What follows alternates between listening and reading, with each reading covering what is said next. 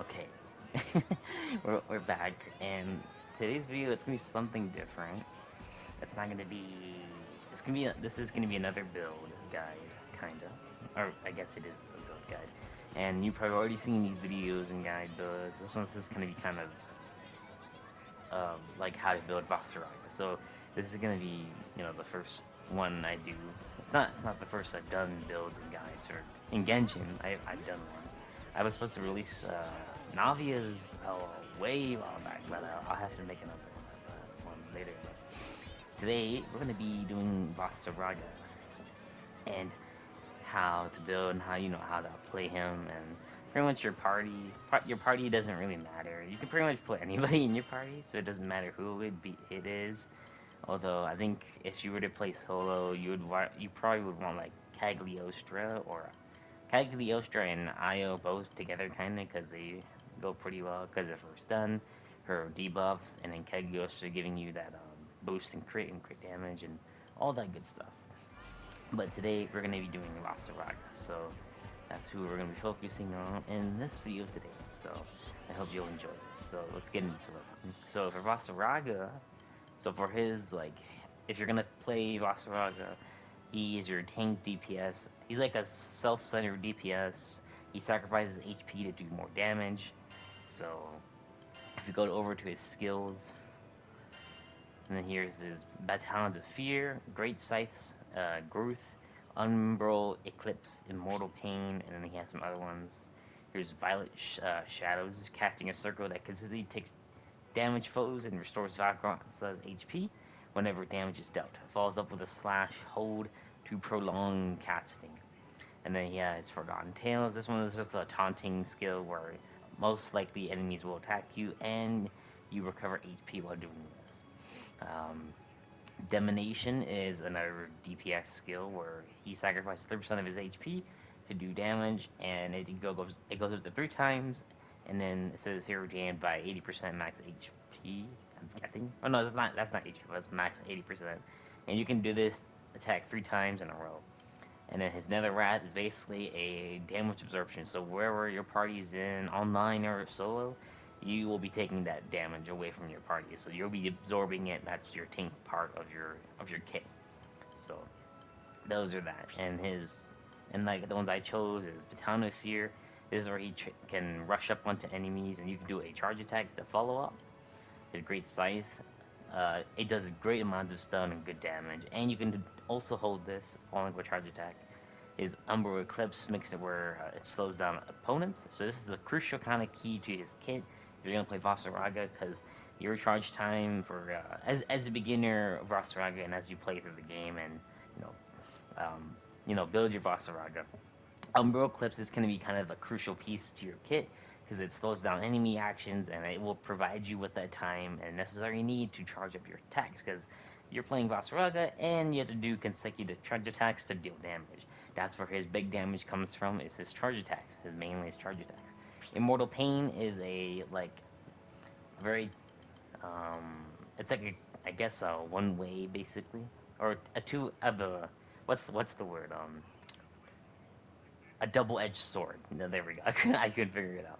But it grants him debuff immunity and it reduces health to 1 HP. So whenever you're at low HP, if you're fighting a boss or whatever, or enemies, you can pop this and he'll never go into critical condition. He'll just always be at 1 HP and he'll never die until this undying buff disappears from his health bar.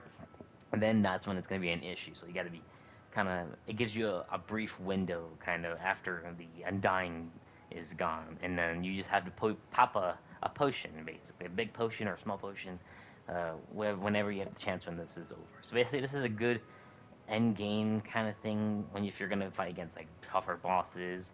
So yeah. So for his that's all his skills. His masteries, I won't go into detail too much. If you play the, I know I should include the masteries a little bit, but they're gonna be all catered to like boosting, pretty much boosting your power, unlocking sigil slots, increasing stun power, and like other skills to your kit, and reducing like time, increasing like stun power, damage, and other stuff like that. Same thing with the defensive that follows up this tree, and then his collection.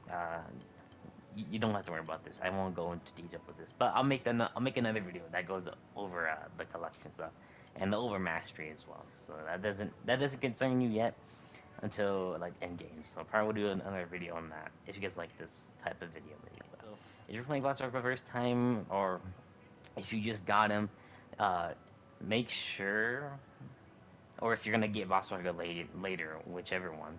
I do give one tip: complete the story first, so then you don't have to waste your mastery points, because that's also a crucial thing. Because if you complete the story, their masteries of defensive and offensive will basically be at half already for you, so you don't have to waste your masteries and just go all the way down the tree. So complete the story first to get half of their masteries completed, and then spend your mastery points. But if you want to unlock Vaserage first, then that's fine. And if you want to do any other characters, then just complete the story first and then unlock them after. So that's just a key thing I want to mention for you guys, whoever's beginning to play Granblue Fantasy. So for his build, this is an end game build. This isn't beginner build, but something kind of similar to a build like this if you're gonna begin with Vasarago. For anyone who's gonna play Vossberg for the first time, something kind of similar to this build with like crit rate, mostly crit rate, overdrive assassin, tyranny, quick charge. Quick charge is a crucial thing for you as Vasaraga for Vasaraga players because it reduces his right here. If you look down, it says quick charge right there. It says charge attacks, charge faster, it boosts his attack power.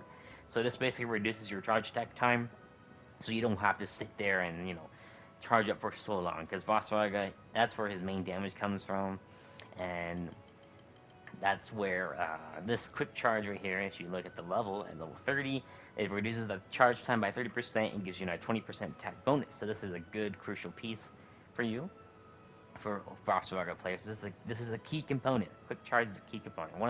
One of the key components. So that's one part.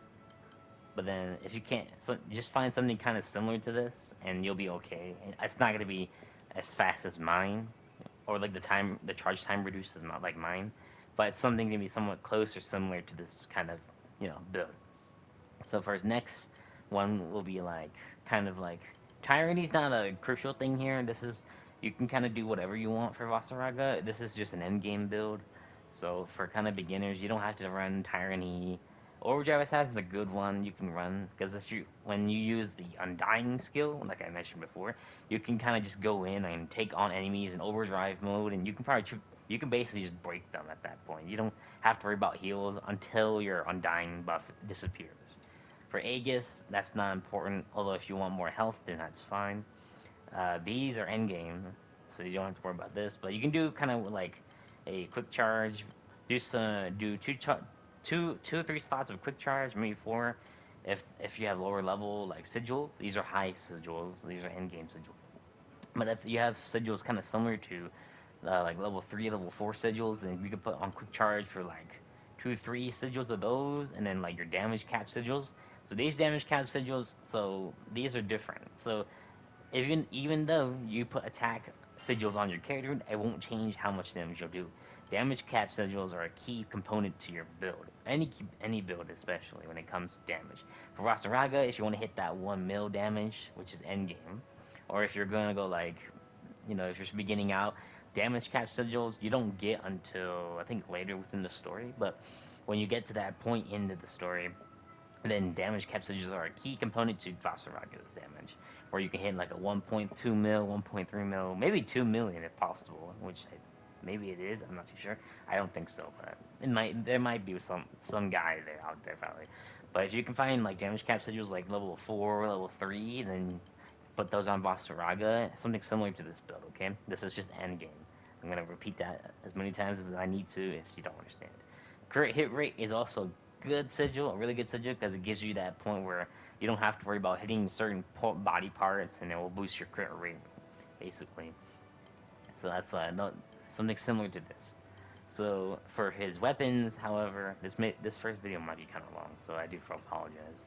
But for his weapons, so for if you're gonna go for if you're beginning out with Vasaraga, let's go. So for if you have his like for his first, this is his original weapon, his Great Sci-Fi Granner, which gives him the HP bonus and garrison bonus. They're all maxed out, but Once you get to that point, then you will. The best weapon to get is his. If you're starting out, it's kind of like you would want to choose Soul Eater kind of as your kind of your first weapon because it gives you that crit hit bonus for good damage. But then once you progress through the game, um, this is still a good option. But also, don't forget your ascension weapons. These ascension weapons are also really good. I say also, the way I said it, but they're also really good. These ascension ones are the top notch for you as when it comes to like mid game, close to end game, and they give you attack bonus, HP bonus, damage cap, which is a good thing because it increases your damage, and it gives you the sigil booster, which is a crucial thing also. So once you have Soul Eater, then I prefer, if you have enough materials, that is, I prioritize you to go with his other scythe, which is Wardsit Scythe, Reaper's Hand. So this is his ascension weapon, basically. So these ascension weapons take more materials, so do be aware of that, and it takes more time to build. This is close more to endgame.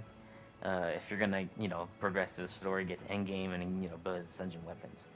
And then for end game, like true end game, this is like end game here, but this is true end game. So terminus weapons are a different thing. So you have to really complete the quests on Proud and Maniac in order to get to Proto. So you have to you fight. So you get to the end of the story, you fight Bahamut Versa. So that's the first Proud quest you do. So you have to complete all the Maniac quests to get to Bahamut Versa.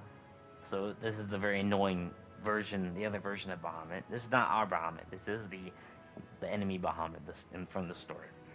And then you complete all these prog quests, which consists of your power being higher and higher and higher. So keep in mind, your power is also a crucial thing that comes into this game. It's very important.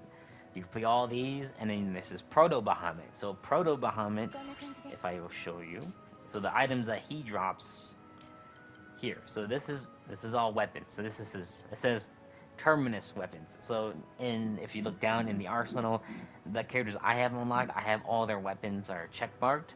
So if you're gonna play Vaserage and you don't have his weapon, it's not checked out, then you fight Bahamut, Proto Bahamut. Oh my god, I'm like getting their names mixed up. Proto Bahamut to get their terminus weapons, which are a better version of the ascension weapons that you have. So terminus is a slightly better version of your ascension weapon. Your ascension weapon is still good, but if you want to go to true endgame and do real damage, like really big numbers of damage, then your terminus weapon is the next thing on your list to do true endgame. And it's going to be a crucial thing when it comes out when the next few updates do come to hit. So, yes, and Proto Bahamut is not too hard. He's not hard at all. He's actually pretty easy. Even though they make Bahamut Versa annoying, and they don't make Proto annoying. So that was kind of the thing that we were dealing with. So that's gonna be your weapons for Terminus, and it's gonna be the same process. You're gonna have to level it up 10 times the same way you do your Ascension weapons, and it's gonna require you to get materials that you've never seen before. And the silver sanctums are a crucial key, so don't forget, silver sanctums are a crucial key. So for his sigils, his ebony poise sigil, so to get those here, you go to the knickknack shack and go to, I think, treasure trade. And yes, right here, this is kind of where you get like the characters like sigils and stuff. Like here's Vitalis' fountain. This is for Ide, and like all the other characters, you can look at them here. This is for Zeta, I believe. Oh no, this is for, yeah, no, this is for Zeta. Yeah, Zeta. Swordsman Prowess. This is for Yodahara. This one's for Cagliostra.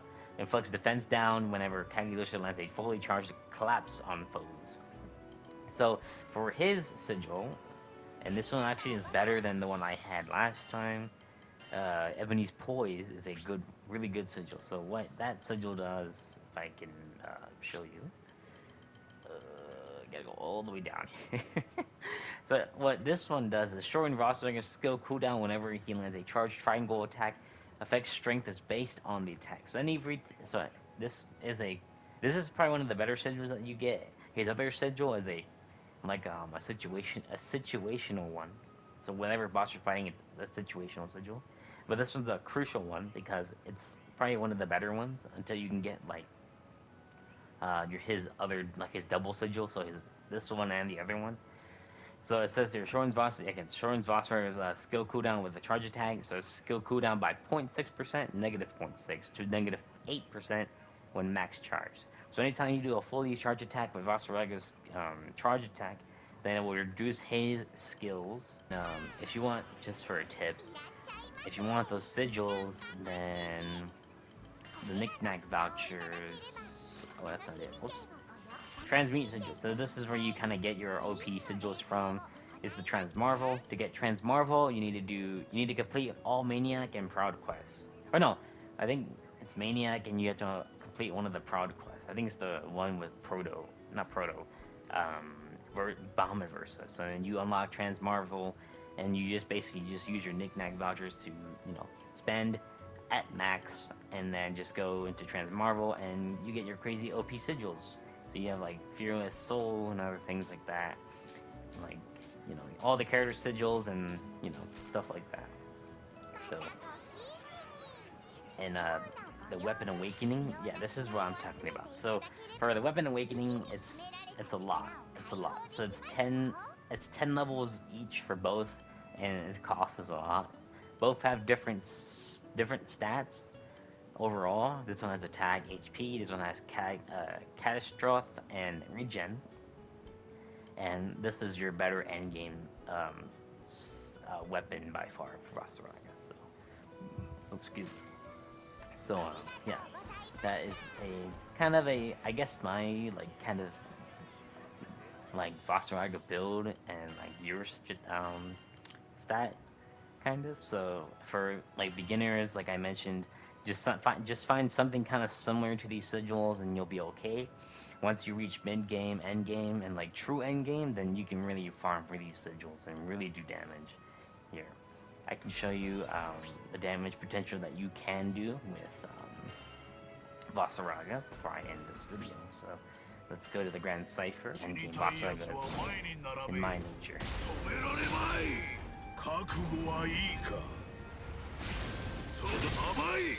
See that 1.3 mil? That's where that damage cap sigils come in, guys. Right there. 1.3, almost 1.32 right there. So yeah. But I hope you guys did enjoy this video. And if you guys want more videos like this, and then I will do so and bring it to you if I can. So then, hope you guys do enjoy. And I will see you all next time. Bye.